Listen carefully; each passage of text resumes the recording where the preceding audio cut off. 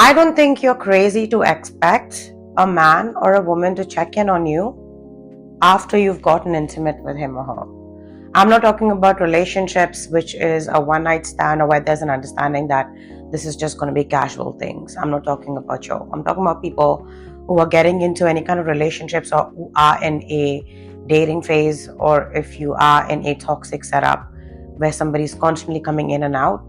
I think it can never discount the fact that a person who never checks in on you after you both get intimate must tell you what are the interest levels in you. Because when it comes to relationships, especially romantically, there are so many gray areas now where people want to have the boyfriend and the girlfriend benefits, but they're too scared to get into it fully, or either they are cold feet about losing their whole life and stuff like that. And wherever you stand in your relationship when it comes to this person, you know that this relationship was beyond a one night stand when you had a relationship, and you are still having the residual feelings for each other, and therefore there's toxicity involved. And wherever you are involved with this person, or you're just starting dating, and if you're starting to date and if you're taking things at a pace that you want to take, but you're not putting all the importance in the physical aspect of things, I believe how a person treats you sexually and physically says a lot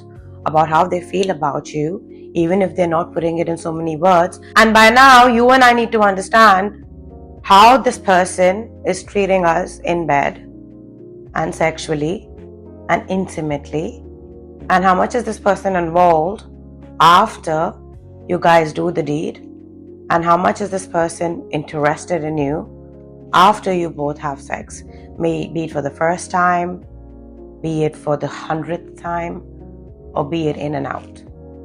So at some point, you and I need to sit with ourselves and really take accountability of the relationships that we are trying to build with a man or a woman, and then understand as to why certain cycles keeps repeating, and why do we deny the fact that we may not be all that important to this person, but we want it to be, because how a person again treats us sexually says a lot about how they feel about us.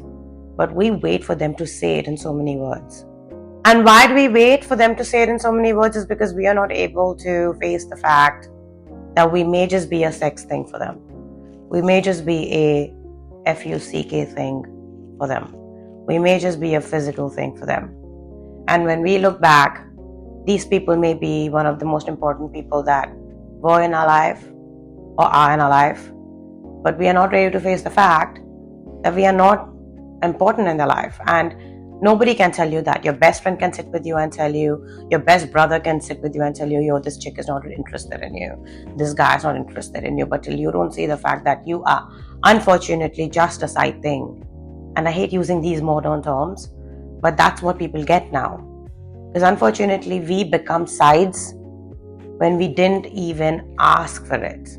When we get into relationships in this generation with a man or a woman, we can no longer carry a double standard to ask the guy or the girl, hey, listen, are you in a relationship? Are you in a situationship? Or is there somebody who thinks they are in a relationship with you still?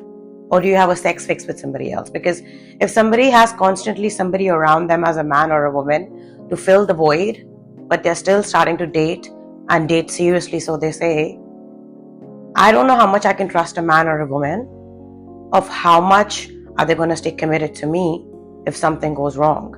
And there are certain cycles that you and I have repeated where we have let shit go, where we have said, this is not the same guy, this is not the same girl, it's okay. But we need to understand, what is this guy doing, what is this girl doing when he is with you, fully present, and when he is or she is not with you, fully present. Because if you and I don't sit and analyze our own behavior and patterns of who we get attracted to, we will make the same mistake where the sex is great, the physical aspects of things is great. Unfortunately, men and women are animalistic in nature. Men are visual and women are also visual, let's believe that now. And before people see personality, before people see the vibe, before they see any kind of deep shit with you, we live in a world where most of it is on face value.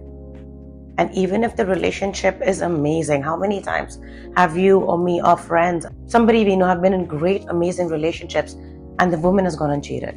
the man has gone and cheated. And if they can fuck up a good, healthy relationship over their own urges, that means they were never ready.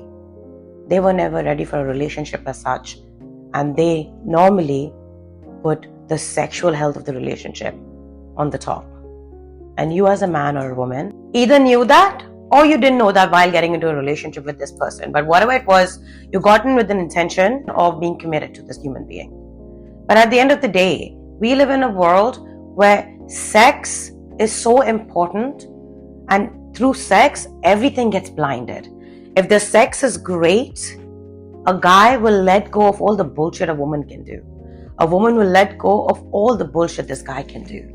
If the sex is great, even after you guys are done, you still keep coming back to each other just to fucking leave.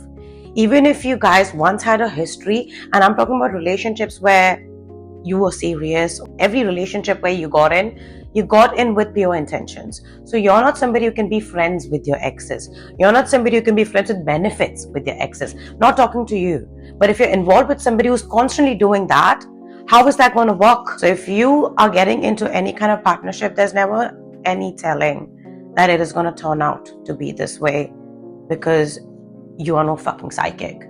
But at the end of the day, when you start reading between the lines, when you see certain things happening, and at some point you and I come into life where we understand a man or a woman without him or even having to speak, just by them moving a certain way, you kind of understand what is happening.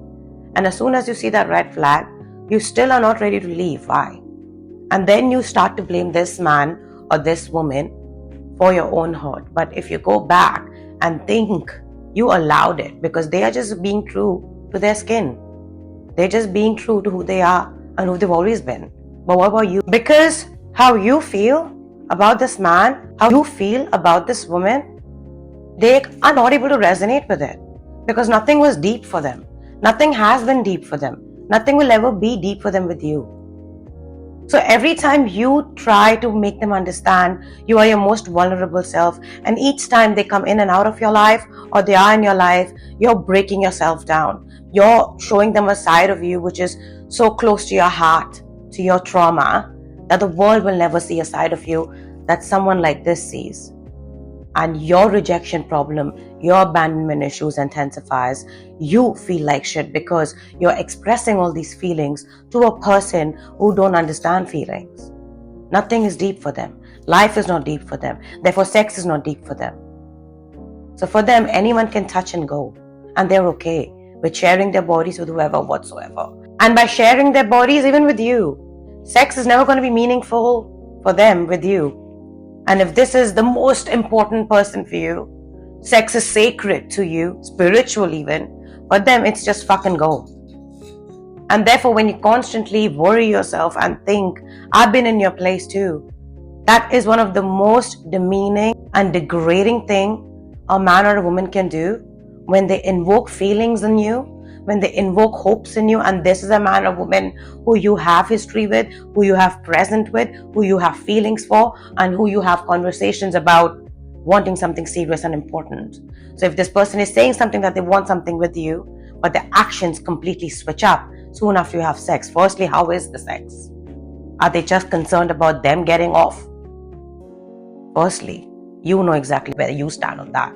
And second of all, how is their behavior after sex? When they leave your house or you leave theirs, or how the night is, how the morning is, what after? Do they check in on you? Do they talk to you? Do they communicate with you? Because fun doesn't need to stop. And I'm not talking about people who are in proper healthy relationships. Yours is a different story. There's a whole different ball game and a whole different video for women and men who get into relationships thinking just because the sex is great, then everything is great. But it's not. And when the sex is not great, you're too afraid to speak up or accept the fact that this person may not just be as interested in you. Because yes, life happens, people are stressed, all that. But a man knows, a woman knows when the head has turned, when the sex is just a fuck. So you need to be realistic about what's the status of this dynamic that you have with this person? What's the aura? What's the energy of your relationship? However deep you both are. Because at the end of the day, if you're going to always be upset and sad, and somewhere you always feel rejected, because sexual rejection is a thing, and they may not verbally reject you, they may not say that, oh, I don't want to fuck you or something, but the way they do it with you is so removed, it's so alien to you now, or has been. So either you're speaking up on it and they're not giving you direct answers and they're being trashy with their words towards you, just leave. And either you're not addressing it at all, and then you both just think it's bad sex, and then you're always thinking, why is it bad sex? It is not. Maybe it's time for you to just converse with your partner, or more so have an open discussion with him, with her, and firstly with yourself, and just analyze, where is the relationship headed? Where do you stand with your partner in real life? What has been said? And just truly understand if this is just disconnect between you, and if it is something that you both want to work on, or if it is something that your partner is seeking elsewhere, and therefore you are not getting the attention that you deserve. And if this is somebody who is in and out of your life, and if they get the perks from you whenever they want to, and you are naive enough to think that it's actually something which is meaningful to them, at some point you really need to sit and understand, is it meaningful to them, or is it just meaningful to you? And how do you feel? How much ever strong and big and bad you are, or healed you are. It's never nice to feel rejected, especially sexually. Trust me, as a friend, if he's not calling you, if she's not calling you after sex, best believe you are nothing but a for them. And it's time you fucking understand that. It's time you resonate with it, and it's time you don't take it personally, but it's because you want to do better for yourself.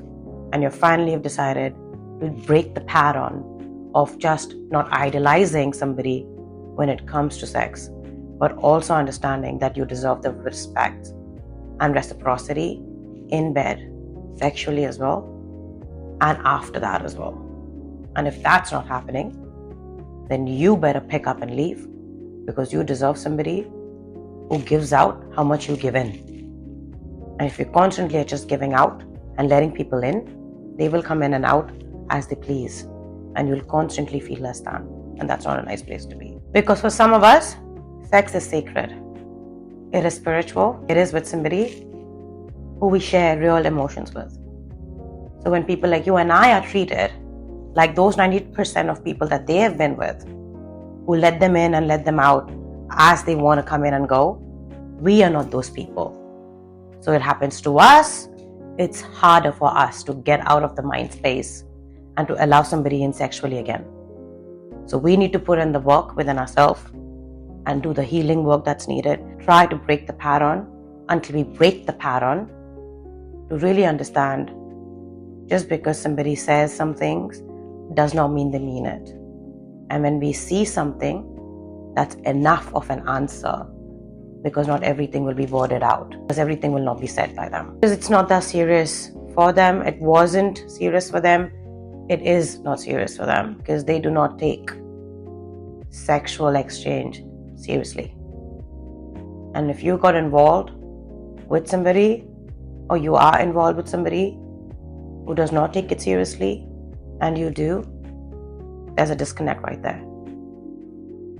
And if you're attached with somebody in a cycle where they come in and out, if they didn't accept you yet, they're never going to accept you. If you're in a cycle and if they haven't stepped up yet, best believe they're never going to do it. Because if they wanted to, they would have by now.